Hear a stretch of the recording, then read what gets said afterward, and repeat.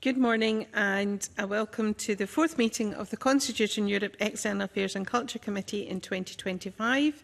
This morning we've received apologies from Keith Brown, who is substituted by Jackie Dunbar. Welcome back, Ms Dunbar. And from Patrick Harvey, who is substituted by Gillian Mackay. Welcome again, Ms Mackay. And from Stephen Kerr, MSP, this morning. So thank you. Just make sure where I am. Our agenda item is to continue to take evidence on the second phase of our inquiry in relation to the review of the EU-UK Trade and Cooperation Agreement and focusing today on youth mobility. We're delighted to be joined by Leslie Jackson, Deputy Director of Policy from University of Scotland, Roy Gardner, Vice Principal, Corporate Development and Innovation, City of Glasgow College and College of Scotland. Good morning. And Sarah Patterson, Communications and Public Affairs Manager at YouthLink Scotland. Good morning. And we're also joined online by Sai Shraddha Vishwanathan, and Sai is the President of NUS Scotland, and good morning to you too. Welcome. I'm going to start with a few questions. And then I'll bring in the other members of the committee. The first one is for Ms Patterson. I was very taken by your written submission, particularly the quotes from the youth work sector. If I could just pick out maybe one of them. It says, while digital technologies enabled easier access to people internationally and the ability to learn face-to-face and the experience of other cultures and environments is invaluable. And that was from Colin McFarlane of the YMCA, and multiple quotes there. And you have said that you're hugely disappointed that despite the transformative impact of international youth work, you feel that the sector has been overlooked with developing of the wider UK programmes and the possibilities going forward. So I wonder if you could maybe just say a little bit more about your thoughts on that area and what you would maybe like to see coming in the future. Right. Microphone's on. Thank you very much, and thank you for the opportunity to give evidence. Since the UK voted to leave Brexit, YouthLink Scotland, we are the country's national youth work agency. We have been campaigning hard since 2016 to have the retention of the Erasmus Plus programme. I mean, it's not too much to say that there was a devastation in Scotland's youth work sector when the decision was made to leave the Erasmus Plus programme. The Erasmus Plus programme for our youth work sector here was, in the last round, was €5 million. If we had remained within the Erasmus programme, that would have totalled €10 million that we would have been able to access as a youth work sector. The replacement programmes for Erasmus, so both Turing and the Scottish Educational Exchange programme, do not have a specific youth work strand. I think it is fair to say that the benefits and the impact of the Erasmus Plus programme was very much in the plus of Erasmus, which included a variety of strands, and there was a specific youth strand, which was extremely beneficial to our sector. The issues with, I think that there are some positives around the Turing programme. We were very disappointed to see that youth work was not written into that. I think that one of the positives of the Turing programme is that there is additional support there for people to apply, which I think is a positive. The fact that it's wider, has gone wider than Europe, is another positive. We are not aware of any youth work organisations or projects in Scotland who have managed to receive funding through Turing. And I had a look at the funded projects for the last year, and I cannot see one youth work organisation across the UK that has been funded through Turing. Now, there is the ability for youth work organisations to partner, but this does not seem to have happened. And that is a similar situation with the Scottish Educational Exchange Programme.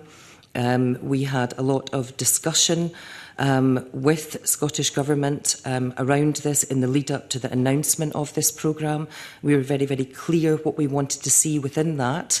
We think that the scope of that programme, we understand, definitely understand that this is a pilot 2 years, and we hope that we can see improvements within that programme, because to date, again, we do not know of, well, not one youth work organisation has been funded through the Scottish Educational Exchange Programme.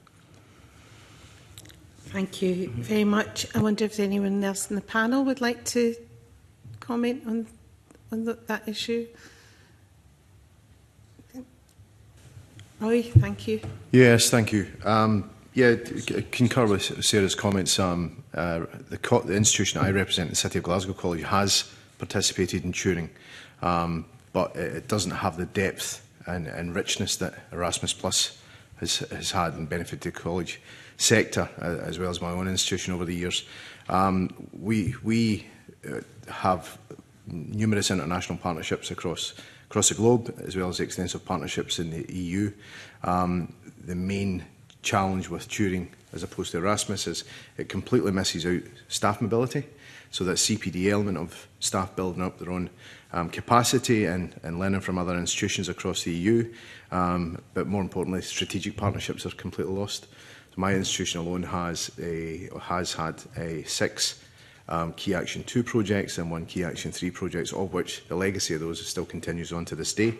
But that's just sorely missed out the Turing scheme completely. And did the staff mobility, did that come under Erasmus Plus, or was that using the Comenius? It was Erasmus Plus, yes. Staff mobility came under Erasmus Plus. So over the period, we had 189 staff from 2014, largely to 2020, who travelled.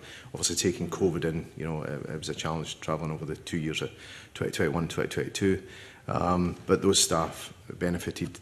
We created 16 new learning programmes in that time, and 640 students travelled under the student mobility elements within that time frame. More importantly, for us, the college in Glasgow draws from quite a wide population across Central Belt. 38% of those students that participated in Erasmus were from SIMD 20, and 98.6% of those achieved their course. They're the ones that were involved in Erasmus. So the statistics speak for themselves. Absolutely. Leslie, did you want to come in? Yes, you're on Turing. Thank you, Chair.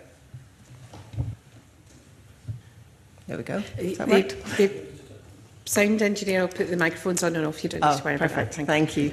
I would agree with everything that's been said so far. I think the lack of reciprocity with Turing is obviously one of the main disadvantages. Mobility schemes generally are reciprocal, and only being able to send students in one direction is a key drawback of that. The higher education sector in Scotland was extremely successful through Erasmus Plus. You will have seen that in our paper, receiving about 16% of the funding that came into the UK. Under Turing, we're receiving only about 8%.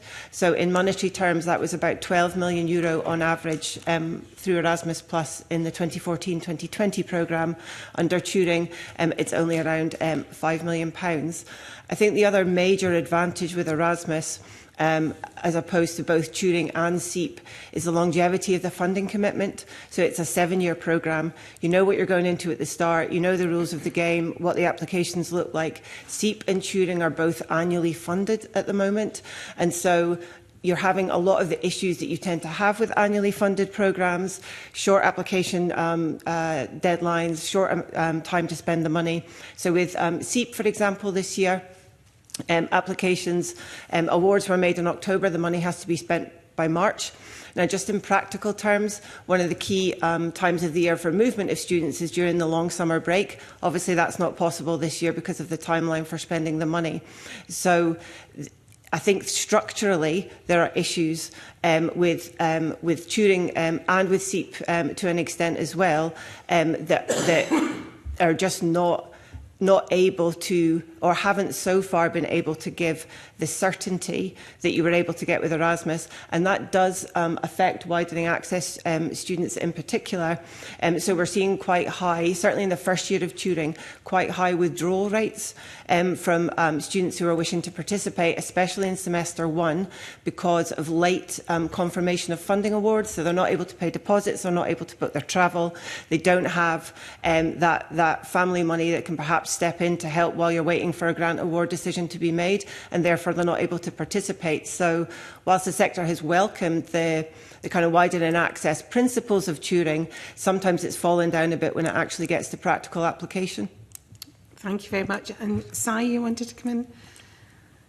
Yes, absolutely. Thank you so much. Yeah, I echo all of the points that are made in the room, and including as the National Union of Students, we represent around 500,000 students and apprentices in the sector. And there is this fundamental gap in between the accessibility to this scheme, especially when we're looking at Turing. When we're looking at Erasmus, there have been a 15% of demographic that was Scottish youth, and we haven't seen those significant numbers since Turing was introduced, and that is an 80% drop that we're seeing in the sector right now. Along with that, as it was very well mentioned, that widening access students and students from SIMD 20 and students from further education have disproportionately been affected because of this. We also have to keep in mind about immigration hostility that this has brought in, especially Scotland aligning itself with the wider narrative of the hostile environment that is brought in by that has been brought in by Westminster time and again.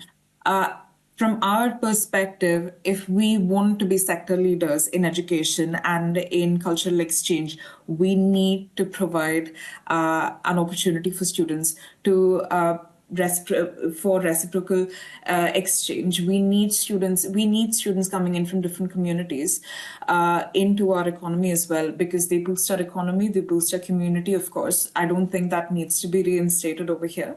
Along with discussing timelines for applications, I think something to keep in mind is that Turing applications are not very accessible because most of the application timings fall during Easter or summer breaks, for which students have to wait for a very long time. And these timelines don't actually align with our own traditional timelines in the education sector, which creates a big discrepancy because when you're looking at immigration applications, when you're looking at visa applications, you need to have a confirmation on your education. You need to have a confirmation on your credits that you're accessing at your host university, college, or institution, to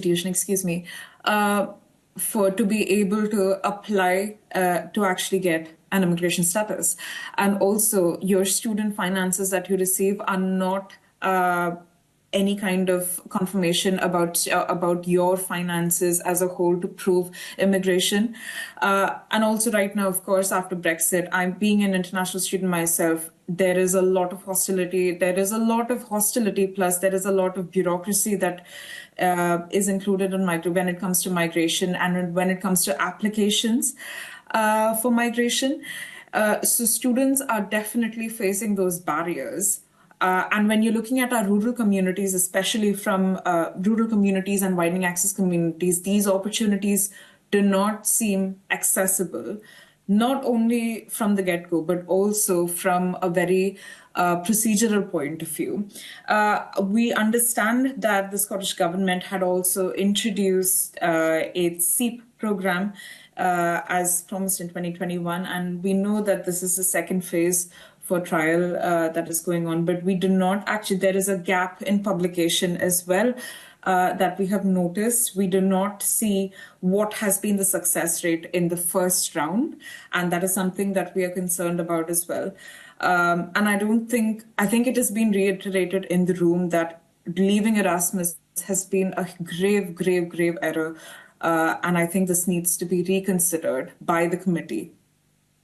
Thank you very much. I'm going to move to questions from committee, and I'll bring Mr Bibby in first. Thank you, Convener. Good morning to the panel. We've only 36 projects funded by the Scottish Educational Exchange Programme compared to 199 in the tithe scheme in Wales.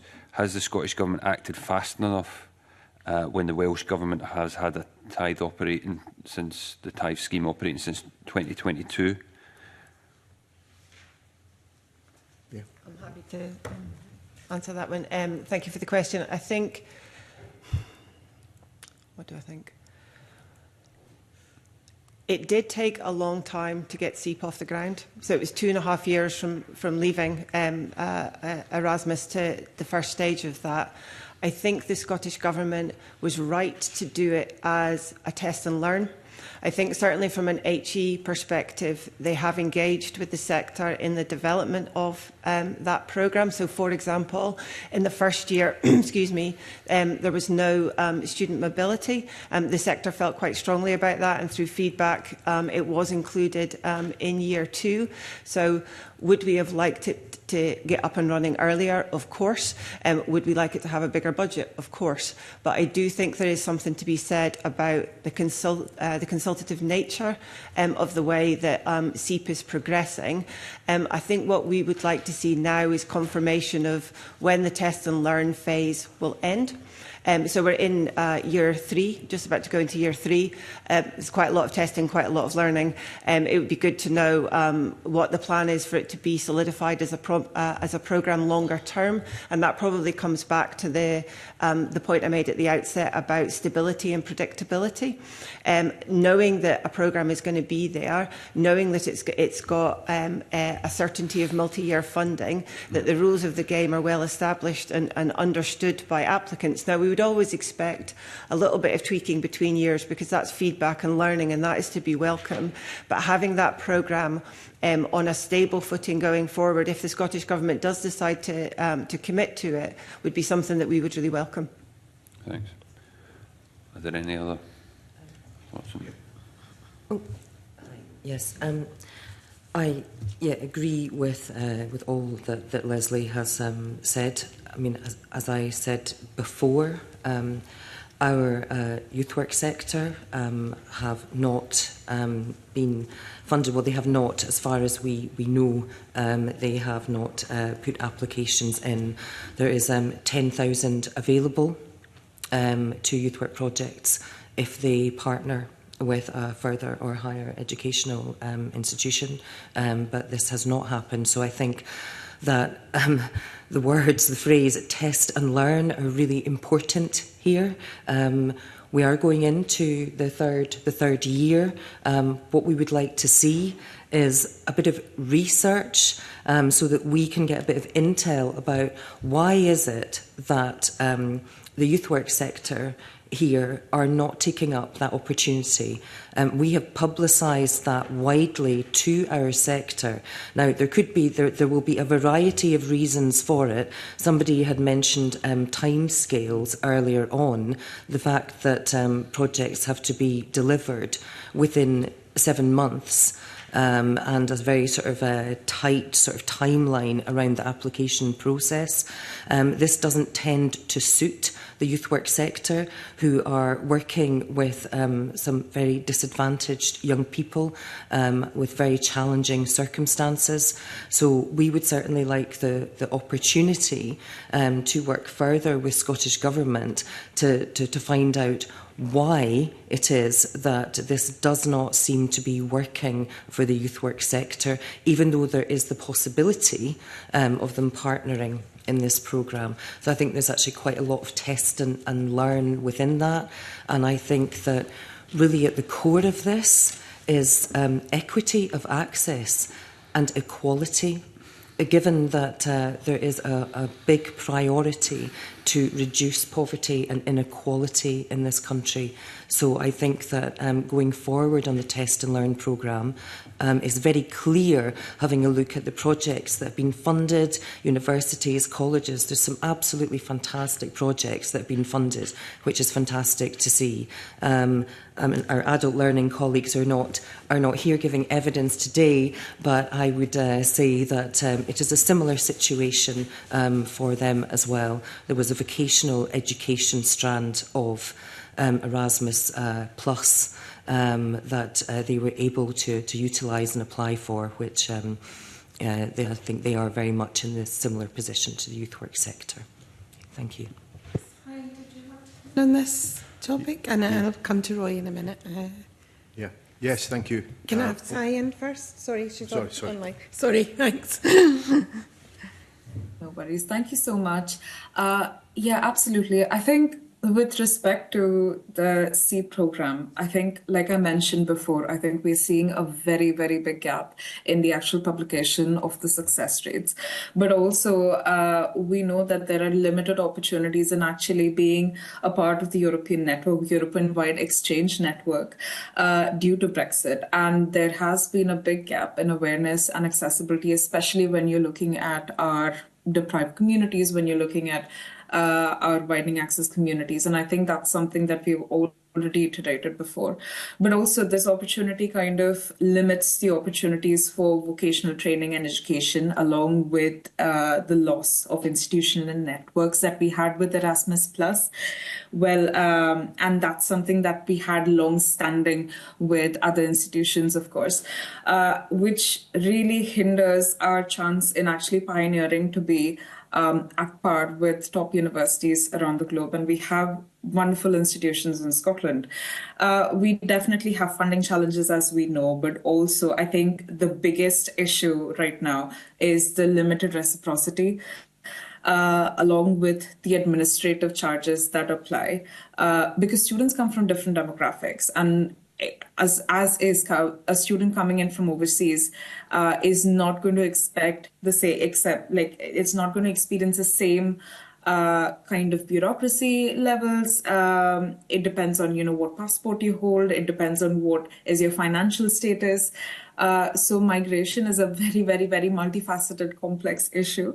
That is something that we really need to keep in mind. And whereas Erasmus Plus already had that network and the support of the European network, I don't think we can single-handedly execute that. Well, this scheme definitely is more than welcome as a first step. In the long term, we would really want to consider joining back our European network. Thank you. Roy, please. Thank you. And it's a very good question, and taking it to the college sector perspective, the first year of SEEP kind of bypassed the college sector, but by interventions made by the Scottish Government and the team at SEEP, we had a session, brought all the colleges together, and there are now colleges actively engaged in that programme, which is much benefit to the wider college community. I think, building on Leslie's point, multi-year funding and the assurance that we know it's there, the college sector can get engaged much further in it. Some colleges obviously serve their partnerships very well across Europe. Some are new to it, particularly the rural colleges, etc. So SEEP's an opportunity for them to come to the table and build on that partnership network. So the idea of multi-year funding will help them address their staffing issues and get their priorities in line for that. So, excuse me, sorry. As someone who actually did the degree through Glasgow College of Technology a long time ago, showed my age. So I fully supportive of the college sector and what they can do in terms of, articulation routes and things. So I was just wondering, is it mainly the degree students that are taking part in the government programme at the moment, or are other students also on different courses able to participate at all? Yeah, it's across the board. There's no limit in terms of whether it's an NQ or someone that's doing a degree with us. It's right across the spectrum of the courses. Okay, that's helpful. Thank you. Mr Bibby? Costs were mentioned there. I think the reluctance at a UK level to adopt or take forward Erasmus Plus has been on the basis of costs, and I think it'd be fair to assume that it's been mentioned that the reason behind any sort of prevention of adopting a tithe-like scheme in Scotland compared to Wales has been cost to the Scottish Government as well. I'm not sure if anyone has any other reasons that scheme hasn't been adopted in Scotland other than costs. If there is, I'd be interested to hear it. We've mentioned obviously we've touched upon, a number of witnesses have touched upon the impact on disadvantaged students. Has the Turing scheme, and Si mentioned about the dropouts, but has the Turing scheme provided a demographic shift to disadvantaged students? I know that was the ethos behind it. Has it provided that demographic shift to disadvantaged students in comparison to Erasmus? I'd be interested to get the panel's thoughts on that. We've got information from House of Commons Library and Department for Education, which shows over the last few years, over the last year, the number of participating students in England has increased. Obviously, in Scotland, it's fallen, but actually, the percentage of disadvantaged participants in Scotland has fallen from 51% in 22-23 to 45% in 24-25. In England, it's risen from 53% to 55%, and that same period. But in Wales, it's fallen from 37% to 33%. We've got obviously different things happening in different countries. So yeah, has Turing provided that demographic shift to disadvantaged students compared to Erasmus? Yes, that would be helpful. Thank you. And do those figures include the dropout rates as well? I'm not sure.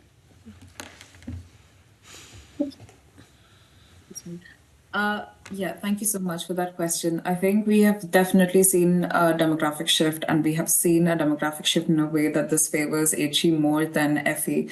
I think 79% of HE providers from the funding stream have had difficulty in scheme applications, but we've seen like 23% of it being FE. We need more.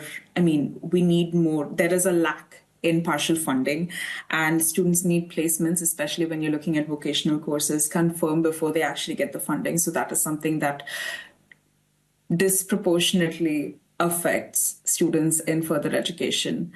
I think that I'm not really well versed with the dropout rates. My apologies, but I think that's something that I would really like to add.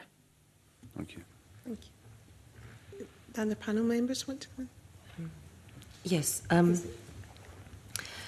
As I said earlier on about the lack of uptake from youth work sector, not just here in Scotland, but across the UK, when we look at Turing, what I would say is that what Erasmus Plus gave us was it gave young people who were in disadvantaged circumstances and not in further or higher education, often school refusers as well. I said young people in very challenging circumstances living in areas of mass deprivation.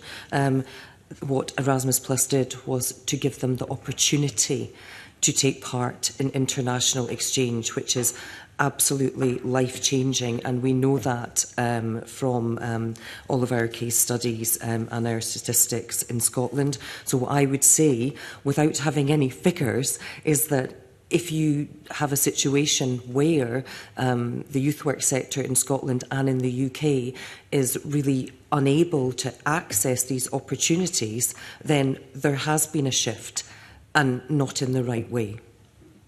Okay, Leslie and then Roy, thanks.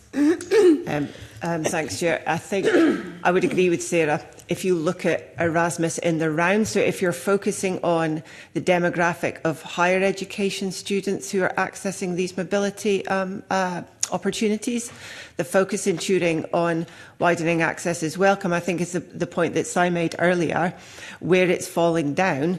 The principle is a good one, but there are things that the UK government could do to bolster that participation rate, like thinking about timing, like thinking about when awards are made, support for those awards. So as a point of principle, we would certainly welcome it, but I think these alternative schemes are not able to offer the breadth. Erasmus Plus is an incredibly broad programme. You know, it covers everything from your traditional kind of students studying a language course, going and doing their time abroad, right through to sports coaches and everything in between, as Sarah's kind of articulated for the youth sector.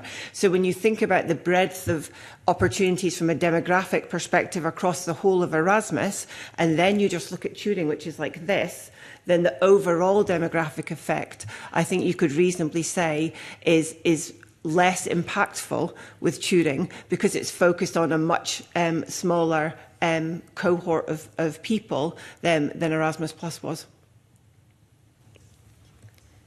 Thank you. Roy, thanks. Yes, and just building on that, the college sector obviously reaches into some of the most socially deprived areas, and the beauty of Erasmus is just there was no barriers to that. You know, those communities could access Erasmus, the programme. So we haven't necessarily seen a demographic shift going in the right direction. And if I look at the new guidance that's been offered out by Turing for FE, it's going from £87 a day down to 50. So the demographics going to go in the wrong direction for that matter. So the £50 is supposed to cover travel, accommodation, and subsistence on a daily rate. So it's just making it completely inaccessible for FE, let alone those from the most deprived backgrounds. Thank you. Are you finished, Yes, Mr. Findlay? Thank you very much. That's helpful. Thanks for your answers. I'll bring in Mr. Stewart. Thanks. Thank you, Convener, and thank you for the questions and comments so far.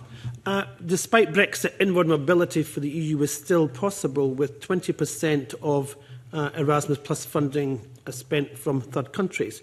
And we know that just under 34,000, I think, took part in that higher education mobility. But we don't still have any sort of data for Scotland when it comes to that. And we know that the Turing scheme differs in that it offers the mobilities worldwide, whereas 80% of Erasmus awards had to be within Europe itself. Once again, Scotland-specific data is unavailable for the Turing scheme at present. So can I ask why the data is unavailable? Who needs to process that so that we can get some clarity? Because there seems to be data in other parts that are processes, and I'm just a bit unclear why we don't seem to have that data now. Maybe Ms Jackson can maybe ask us specific, because I think that came from some of your processes. Yes, of course. So straightforward answer, government holds the data. So we would be looking to the UK government to disaggregate that data. There's an issue in general with Turing and the lack of transparency on the data, both in terms of how the applications are assessed. There's a pattern with Turing of making partial awards, but we're not clear on what basis partial awards are determined. As you say, we don't have that disaggregation. I have some information here because the higher education institutions in Scotland have been doing their own survey to basically try and establish by talking to each other what they've been what awards they've been getting. That survey, the data came in earlier this week of 12 universities of the 19, I'll make that point, suggests that there's no clear correlation between amount of funding requested and amount of funding awarded, unless the amount awarded was the amount requested, was under £100,000, and those awards are being paid in full. There's huge variation across the other institutions about how much they're getting. There's no clear correlation between percentage of widening access students in the application and percentage of funding awarded either. And we've also seen in the first year of Turing the shifting of the goalposts halfway through in terms of the assessment of widening access participants. So that's part of the point I made at the outset about the stability and predictability of Erasmus is standing in a really sharp contrast. But we would really welcome, Si made the point earlier, we'd really like to see from the Scottish Government the assessment of the first year of SEEP, which we don't have, and from the UK Government that disaggregated data along the lines of Erasmus in terms of, that it's quite open in terms of the data that you can access, so that we can understand how these decisions are being made, but also so that institutions can have the best shot at funding. Scottish universities in particular were very, very good and very successful at applying for Erasmus Plus funding. They understood what the system was. They understood how to develop projects that were going to be impactful and were going to secure funding. We're really struggling to do that with Turing at the moment because we just don't understand you know, we put things in at the start of the sausage machine, and then the decisions come out at the other end, and we're just not understanding what's happening in the middle. And that's partly, I think, why you're seeing this drop-off rate in the percentage of awards coming to Scotland, because institutions are thinking, well, we look at what we got this year, maybe it was that, let's go with that next year. No, that hasn't worked, right, we'll try again next year. And I think that process is inefficient, but also I don't think it really benefits the UK government either. I think it's to their benefit as well that they're fully transparent about how this works, so it creates a level playing field for everybody applying. And if it is disadvantaging, because it appears that is the case, if institutions are struggling to manage to cope with the parameters that are being set, that must then have a massive impact, Si, on the students themselves who are trying to manage to go through the processes. So for if I can maybe ask Si, I mean, you know, trying to manoeuvre as a student, trying to manage to see what, if the institutions are not able to get clarification, it must even be harder for the students to try and process some of that and come through the minefield that's set in front of them to progress. Yeah, absolutely. Just to point out, for the last 7 weeks, the Turing website has also been down, so that you can basically, we can come to a conclusion on how inaccessible this resource is, especially in a time where students are requiring to access it. And I think, as we've iterated it before, there has been a significant gap in the data that students can access, or students can actually we can access to make a gap analysis of what's better and what's not, to do with Turing and to do with SEEP as well. Like I mentioned before, there has been a publication gap from the Scottish Government in producing what the success rates are from the first trial basis of SEEP. And it is something relatively minor, but this is indicative to how unequal the scheme is, because you're reliant on institutions for knowledge of Turing rather than the actual government who are producing it. And Roy, I think that universities and colleges will be the same. They will find it, the timelines remain the biggest challenge to ensuring that you get the advantages from SEEP, I would suggest. And how is that affecting your organisations within that? The advantage from SEEP or Turing? Yeah. From SEEP? From SEEP. Yes, yeah. As I say, the first year, the college sector wasn't necessarily engaged. Now it is engaged. But that certainty of funding going forward, the college sector can then engage, then embed its staff teams and get the curriculum ready. But Si makes a very pertinent point. It's up to the institutions and the sector itself to make the students aware of the funds that are available to them and the programmes and the schemes. There's reversing back from that, there is a timeline in terms of how you have to put that into your communications, the student associations, etc. And just the lack of certainty around funding. As Si said, the website's down. The other reason for information not being forthcoming in terms of reports is that it's changed from one managing partner from Capita to DFE. So that inevitably will have a lag in any output. Turing itself, we have no college sector data on Turing at this stage because we're only really in year 3. My own institution was successful in year 1, completely unsuccessful in year 2 for reasons unknown to ourselves, and we're now picking up and we're in year 3. But as I say, year 4 going forward, the funding cap or drop in funding looks unsustainable for the college sector to get involved. Yeah, as I say, a lot of diminishing returns for you that you're not able to progress it in some respects. Yeah. And maybe if I can ask about the proposed Scottish graduate visa that has been brought forward, and it would be useful to get your views on that from all of you, as that sort of tailored visa route that's been suggested for graduates from universities and colleges who want to stay in Scotland. Is there a willingness? Is there a way forward for that? And what would be your views on the pros and cons of something of that nature? And could it unravel, or could it even progress, or are there barriers with that too? And maybe start with Leslie and then go through. Sure, thank you. I mean, we very much welcome the proposal. The difficulty that we have at the moment is international students coming in and being able to access the graduate route visa, which you'll know was subject to review by the previous UK government, and we very much welcome that it was kept in place. But the step from the graduate visa onto the skilled worker visa is very high. So you're basically talking about somebody who's 2 years post-graduation being able to earn £38,700, which in so many sectors is just really not credible. So having something that bridges that gap, if we think about these are highly educated, enthusiastic, committed young people coming in from all over the world who want to stay and contribute to our country. I think in Scotland in particular, we know what the demographic data looks like. We know that we need to have more people coming into Scotland, that they need to be of working age and contributing, paying their taxes in order to deal with the forthcoming imbalance in the population. So we would really welcome a mature conversation between the Scottish and UK governments about what can be done in that space to allow these people who, like I say, they've come, they've studied, they've got a job, they're doing well, they want to stay for longer, to be able to enable them to have that opportunity to increase their earnings before they then go into the other visa routes that the UK already offers. Yep. And Si, maybe your views on that too? Absolutely. And this is something really personal to me. Being an international student myself, this is something that we very much welcome in the student body. We've seen, obviously, we've seen a significant increase in overseas students from other parts of the world after Brexit. And that's something that we should be welcoming wholeheartedly.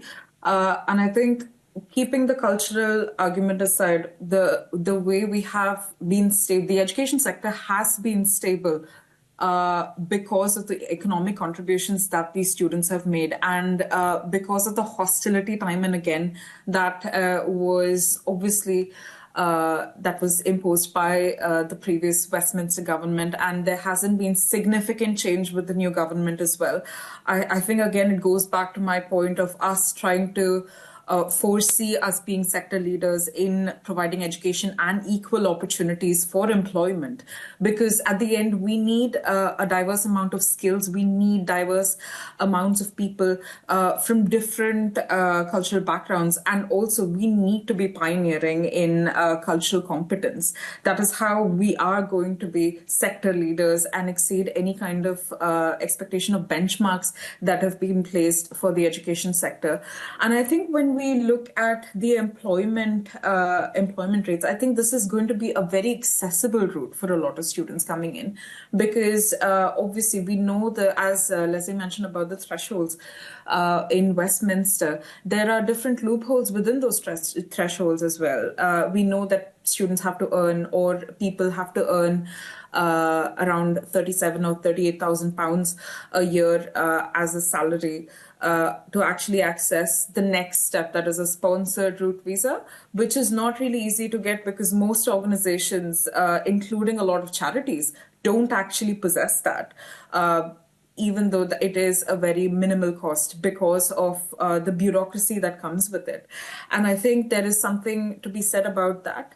And also there are other loopholes within the visa that are such as the new entrant visa, which offers a lower threshold of salary, but offers students or individuals from STEM courses or STEM backgrounds to access employment. But that is not something that is accessible to the general public or the general student body. That is not something that is very accessible as information.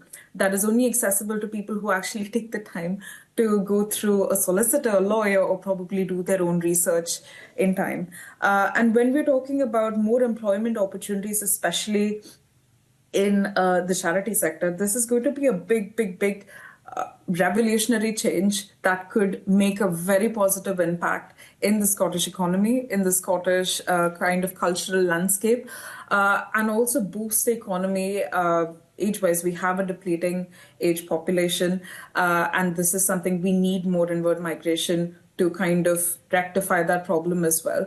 So from a student perspective, the dream would be joining the Erasmus Plus program, but also introducing this so that we have an equity in kind of shifting our narrative of Scotland from that hostile environment that we have been kind of living under.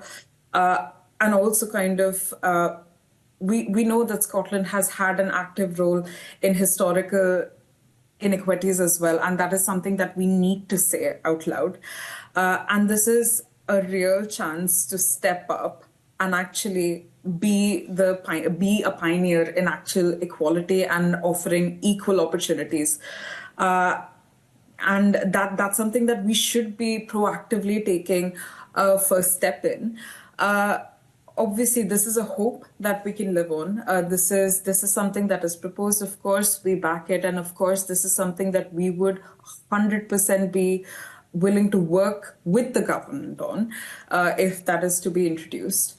Because we have a lot of students with lived experiences, especially in student association positions as officers, who function on a daily basis to help students even get by through their education. And this is something that we could really, this is a very big turning point that could change the landscape of Scotland and the education sector of Scotland as well, and the youth sector of Scotland as well. Thank you. Roy, do you want to add anything? Yes, I do actually. Yes, thank you. It's a fantastic question, something universities and colleges are completely united on. But taking a step back from it, the college sector would just like to have some parity with the university sector at this stage. So we have many international students coming through the college network right across Scotland, but they can only work 10 hours a week, as opposed to if they take our own example, across the road at Strathclyde is 20 hours or any university. So getting on that even keel would be good for ourselves. But fully support the Scottish graduate route. I think it would be something, a USP. It's been done previously by previous governments. They have those mature conversations, as Leslie said. The college sector would fully welcome it. And I think if you look at some of the local labour market surveys across Scotland, there are key sectors and industries that are crying out for skilled labour that the colleges and the universities can supply to, who can hit the threshold if you look at specialist areas such as financial services and engineering. My own institution, we've got a global reputation for maritime. And that is a very well-paid career. I think they're needing 2,000 entrants per year. Currently, they've got just less than 1,000. So having this as a USP to sell to the world, I think would put Scotland in a very competitive advantage. My own institution has welcomed 50 international delegations over the last 15 years, and having that as an offer, I think, would be, put Scotland firmly on the map to attract that international talent. Okay. Sarah, do you want to add anything, or are you quite content? I think I'll leave it to my further and higher education colleagues. They've done enough. Okay, thank you, Convener. Thank you very much, Alexander.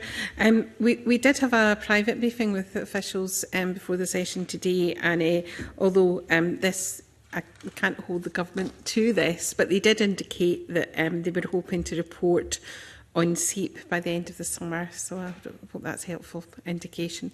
But a week's a long time in politics, so I'll leave it there. Gillian Mackay, please. Thanks, Convener, and good morning to the panel. I wanted to ask a little bit about how the loss of Erasmus Plus has affected research and how that overlap has happened. Obviously, there were projects like Horizon and things where Horizon and Erasmus overlapped quite nicely to be able to do that exchange of research, especially for honours and masters and PhD students as well. How is that affecting the research landscape within higher education, and how is it, and particularly if I can come afterwards to Sai about how that's feeling for students and things as well in terms of choices for projects? Thank you. So both Horizon and Erasmus are underpinned by networks. It's all about networks in this sector, and especially in the research space. It's international collaborations, it's cross-institutional working, and you establish those opportunities and you build those alliances through meeting each other and spending time with each other. And I think, the sector obviously strongly welcomed association to Horizon Europe, albeit after 3 years. And we are working incredibly hard to maximise participation rates in Horizon, because you know, 3 years is a long time, and especially for early career researchers, you've got people in the sector who had no experience of the previous Horizon programme, and I think everyone's got their eye on the Treasury at the moment and the value for money assessment that the Treasury will make of Horizon in determining whether or not to pursue association to FP10, the next programme. Horizon's worth 95 billion, FP10 could be worth as much as 200 billion euro. To think about the potential risk of not being a part of that programme would be catastrophic for the sector. I think in terms of Erasmus, it did provide funding for alliances like Eureka or CIVAS, which our institutions are in, and institutions are now having to take the decision either to withdraw from those alliances or fund them from their own somewhat empty pockets. And I think even where they are looking to participate, there are some restrictions because they're now third country in terms of what they're able to do. Some of those restrictions are actually perceived restrictions amongst the other partners, and we're kind of working to work those through, but others are real. So I think you're absolutely right to point to it's an interconnected system. The Scottish Government did put in place some funding towards the end of last year to enable researcher mobility linked to increase in Horizon applications. I think the Scottish Government put in 65,000. It ultimately came up to just over 100,000 with contributions from SFC and the life sciences body SALSA. That programme was massively oversubscribed. And so we would be really keen to see the Scottish Government put funding in place like that again for next year, because that not only are we kind of racing to hit this perception of value for money, but we're starting from this very low base, and we don't have the access to Erasmus in order to build up those partnerships in the way that we do. So it's almost like a perfect storm in that space. And I think anything that the UK and the Scottish Government can do to further facilitate that staff mobility is really welcome. The fact that staff mobility is part of SEEP is incredibly welcome, because that is filling a gap that was left with Turing. Are there things on staff mobility at the moment that are missing from SEEP, or things that would make it easier that you would like to see the Scottish Government, given that they're in this learning phase, that you would like to see added into that to make those things easier? I mean, I think it's partly about volume of funding. SEEP is a very small programme. It's £400,000 a year. I mean, there's potential to think about, ring fencing elements. That the downside of that, of course, is additional levels of kind of bureaucracy and technicality. And in a very small programme, trying to think about how that amount of money can be most impactful, I think, is probably the question for the Scottish Government. And so the extent to which the focus is on supporting that mobility, supporting student mobility delivers a huge amount of social and lifelong benefits that we've already discussed today. Supporting research mobility opens up access to these other funding streams. So I wouldn't want to pit one against the other. I think both are important. But for the Scottish Government to recognise, if SEEP is not the mechanism for further encouraging researcher mobility, then we need to think about what other mechanisms could be in place, like the funding that was introduced last year, as I said, was oversubscribed, so that we are still able to make that full contribution and access this enormous programme, which, again, as I say, is probably only going to get bigger in the next funding framework. Okay, thank you. Sai, could I come to you on sort of how that ecosystem that Leslie set out and that loss of some of those overlaps feels for students as well who are trying to access projects or early career research? Absolutely. Thank you so much, Elaine. I think I echo exactly what Leslie has to say, especially when you're looking at students who are in research positions, when you're looking at PhD students, they're students and staff at the same time, and that lack of staff mobility really, really makes a difference. I think definitely the reduction of mobility, but also the loss of research collaborations. If we really want to set a standard, like we have iterated in the room before, I think we really need to kind of up our game. in promoting more research collaborations around the globe, especially in the European network, where we did have access through different programs like Horizon. And we have missed opportunities of joint funding programs, which is a big, big grave loss to different students coming in from different backgrounds, especially students coming. I mean, this goes back to the point of this disproportionately affecting students even from widening access backgrounds or deprived backgrounds, because those joint funding bodies would not really work out if we are actually out of the network, because they would be jointly done by different governments. And of course, we know that there has been an increase in the administrational and financial there has been an increase in barriers administrationally and financially, which has kind of demotivated a lot of students and researchers to take up more opportunities, and that could risk a kind of a brain drain, if I may, which might lead to our research networks kind of plummeting down and our numbers plummeting down, and us not being able to present as much of world-class research that we actually do right now. We've had a number of researchers historically. I think the names are very familiar: James Clerk Maxwell, we've had John McLeod, we've had a lot of number of researchers, especially coming in from our ancient universities as well. And I think if we do not, there is that element of multidisciplinary research that we have historically been good at.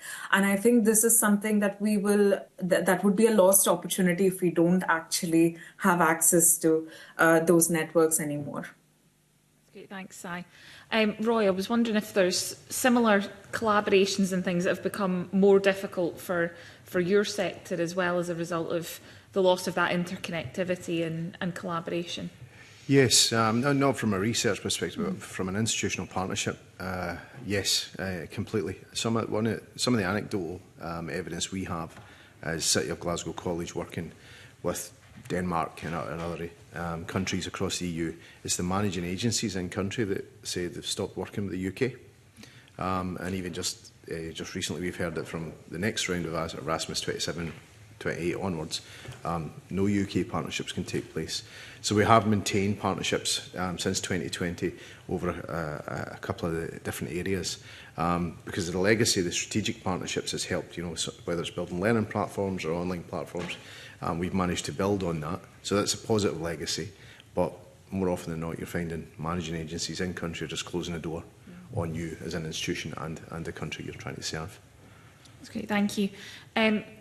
Sarah, I wonder if you could outline what we need from the current schemes that are in place to make it better overall for youth work, whether that's easier to apply for, overcoming some of the anecdotal barriers that I'm sure you're hearing from various organisations to make sure that we can have that vibrant collaboration across youth work organisations as well. Thank you. I just wanted to pick up on your last question first, if that's okay, around staff mobility and just the loss of those networks and those partnerships. And it was in the evidence that we submitted before today, but I just wanted to draw your attention again to the Digital Youth Work Partnership that was across the EU that we were involved in. We didn't know at the time that this would allow us to train over 1,000 youth workers in a very, very short space of time when the pandemic hit. We now have digitalyouthwork.scot, but the partnerships and the collaborations around that have benefited tens of thousands, hundreds of thousands of young people in Scotland and across the EU as well. So for us, the fact that there is not that aspect either to either Turing or the SEEK programme. So our professional youth workers are not able, and volunteers as well. We haven't even talked about the massive loss. There was a volunteering strand through Erasmus+.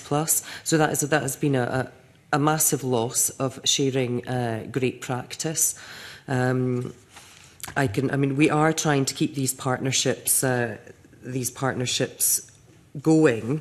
We're still part of the UK, the EU Council of Europe. We are trying to keep these partnerships together through the International Youth Policy Dialogue Network. So, I mean, I will stop there on that one, but we are doing our very best, and so are some of our members as well. The YMCA, that is an international organisation, Scouts, Girl Guiding. So we are doing our best, but the fact that we've lost Erasmus Plus and access to it is hugely challenging. In terms of the two programmes that that we have at the moment, so for Turing and for SEEP, SEEP is for us, there is a better way in through the Scottish Education Exchange Programme. But if I start with Turing first, that there does need to be, in both of these programmes, there does need to be a dedicated youth strand.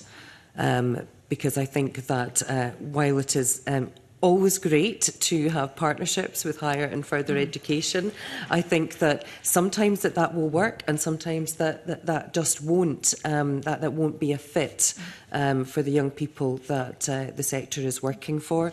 So basically what we would be looking for going forward, particularly with the Scottish Education Exchange Programme, is a youth work strand, funding for inward mobility, funding for youth work staff and volunteers, take part in training and development, and that support for those strategic partnerships. So we would be looking for some form of sort of ring-fenced youth work strand.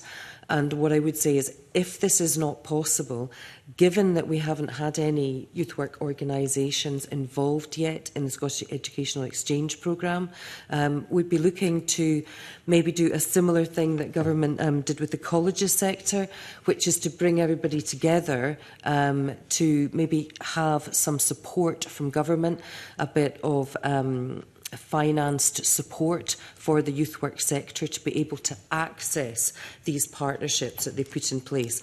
But ultimately, we would like to see both of these programmes, Turing and SEEP, extended in terms of widening that access, because I would say that unless we start to involve some of the plus of Erasmus Plus, and I absolutely understand from the Scottish Government's point of view that this is very much a test and learn first couple of years, but I'm really hoping that we can build on that, and that we can, as I said, extend and widen that access as well. From an inequality and inclusion point of view, we really need to be doing that.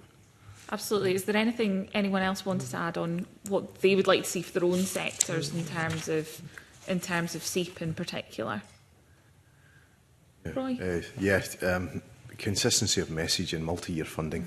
And obviously, as Sarah's rightly mentioned, this is test and learn on the way, taking those learnings and putting it into practice and firm commitment on multi-year funding. We would very much welcome that in the college sector. Leslie? Yeah. Sai? I think we just basically, I echo everything that Roy just said right now. And I think along with it, probably more student support, more kind of funding, more consistent funding as a model, and more kind of investment on student support, especially coming in for students from deprived backgrounds. And I think from a very procedural point of view, we would really like for that publication gap to be filled and actually know about the success rates for our sector, so that students have more accessible information on how the scheme works, on how the scheme functions, but also what are the opportunities that they could be accessing. Along with it, I think the last thing would be breaking down the procedural barriers, that is basically the financial barriers and also the bureaucratic barriers that are linked to immigration. I know that there is a lot that has happened after Brexit, but if this scheme can even half that, a lot of students would really find it accessible to access this scheme, and that would be very much welcome. That's great. Thank you. Thanks, Convener. Thank you. Are there any further questions from members? I guess just a final point for me, and it's a worry about, while we can look at the numbers and the costs and, you know, have a look at the demographics a little bit, and I thank Gillian for opening up about it's the intangible links that I think is something that's still very worrying. And as convener of the Education Committee last time, one of the worries was that as research funding can be about the individuals involved more than where it is in the institution, that there would be a number of EU members of staff that would move the research back to within Europe as a result of the Horizon situation. So we had that 3-year gap, and is that something that it was a worry at the time? And also the hostile environment, if you like, you know, people were saying, well, why should I stay somewhere I'm not welcome? And that was a feeling from a lot of the researchers that I spoke to at that time. So did that happen? Was there a loss of staff back to Europe in that 3-year period? And what impact has that had on the college and higher education? So we've seen numbers of EU national academic staff hold up pretty much. It's falling slightly as a percentage of overall academic staff. And I think it was uncertainty. I think with Erasmus, we're out. The UK government has no appetite for going back in. With Horizon, there was always that potential, which we did eventually realise that this association agreement was going to get over the line. And I think there was a recognition, perhaps for a period, that it was being, buffeted in political storms elsewhere, shall we say, in terms of what was holding that up. I think that the attractiveness we need to be really clear that the research strength of our universities in Scotland, which is astonishing relative to our population, attracts students as well as staff. You know, when we think about how international students choose their institutions, they do look at that reputation. You know, we have internationally excellent research being undertaken in every single one of our universities in Scotland, which we should be really proud of. But we have to maintain that in order to maintain this ecosystem. And just to remind the committee, of course, Scottish domiciled students in Scotland are cross-subsidised by international student fees. So this matters as much to the education of Scots as it does to the education of international students and those from elsewhere in the UK.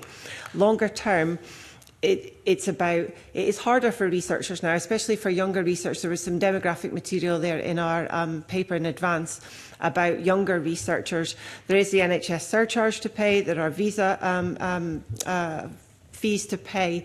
This is a relatively high-cost country to live in. And then you start thinking about the uncertainty about FP10.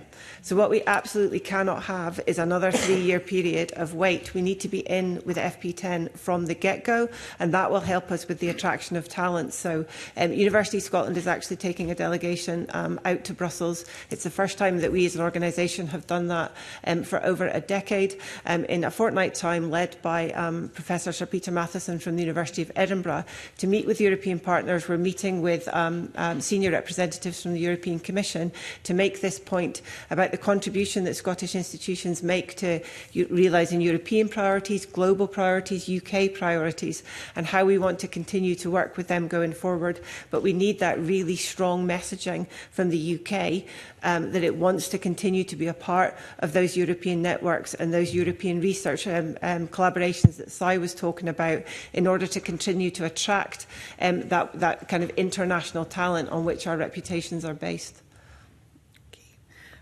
Roy, do you have any? Don't have college sector specific drop in EU staff, but if you look at EU enrolments from students, it's a 40% drop in the time period from 2018 till now. So that's significant, and I think just picking up on a point Si made about the student, the enrichment and the environment that students have here in Scotland. We had the benefit of having one of the most diverse areas in the world on our doorstep in Europe, and having Erasmus to access that. It's the unintended consequence of not being involved in it, and being our own Scottish domiciled students being left behind in that social mobility, and that is a real challenge. And we want to address that before it's far too late. And it's not like for like replace Turing and CEP, etc. I would keep those schemes and reintroduce Erasmus if that was possible, because it just helps that enrichment of the Scottish student environment. Sai, would you like to comment on Chris? Thank you so much. I think I very much agree with what Leslie and Roy both have to say. I think also something to point out is that when we look at migration and international students coming in, it is a lesser known fact that a lot of international students actually exist in colleges as well. We know about the Glasgow, about the Nautical School, but also there are so many students who come in for languages exchange, so many students who come in for other courses as well from international backgrounds, and we need to see that demographics, especially being an international student, having the lived experience of kind of applying, going through the application process of choosing a Scottish university to study. I studied at the University of Aberdeen for a course in psychology, and I think the first thing we notice are QS rankings, we notice the THE rankings, we notice league table rankings as to is this university or an institution a Russell Group university for postgrad students like myself, and then we look at what number the course falls in the UK but also in the world. And that is something that is a very significant number, because when you're looking at the international community, you have so many forums in this digital age where you are not only at par on a league table, but also at par when it comes to word of mouth from students. And also the same goes for our colleges. There are so many courses in colleges where international students come in and actually take an education, and that we have seen a significant drop of numbers from Europe, especially after Brexit, of course, in the timelines that have been quoted, and also a significant number of drop in students being able to access different kind of forums and also participate in different kind of conferences that are held in the research sector over here in the UK, especially from Europe. And also we knew about overseas countries, and I think that has always been difficult, but also I think losing out on our first step, that is Europe, that is very detrimental to our economy, that is very detrimental for our reputation. And I think exactly like Roy said, I think this is something that, obviously this is a good step in the right direction, but also if we could reintroduce Erasmus, join back on those research networks that we've had, join back on those networks that we held a place on, that is something that we would really appreciate. And as a student body, we're a part of the European Students' Union.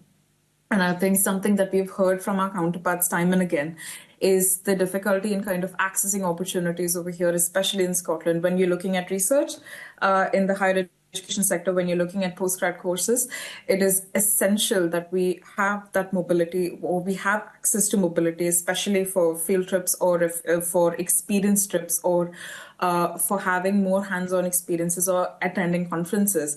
And I think the same goes for vocational courses, apprentices as well.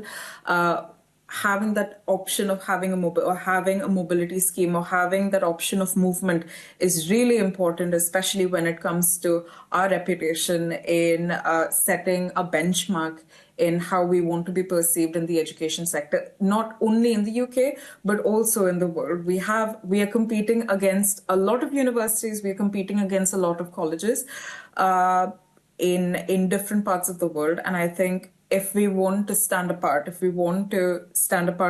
because we have a significant number of students, we really need to take a step in the right direction by getting into Erasmus again, or joining back our networks again. That's really helpful, thank you. So thank you for your attendance today. Is there anything you want to add before we come to a close that hasn't been covered today? Covered. Oh, that's good. Well done to the committee members on getting everything covered. It's been very, very helpful, and thank you again. We'll now move into private session. I could ask the committee members just to wait in the room for a few moments. That would be helpful. Thank you very much.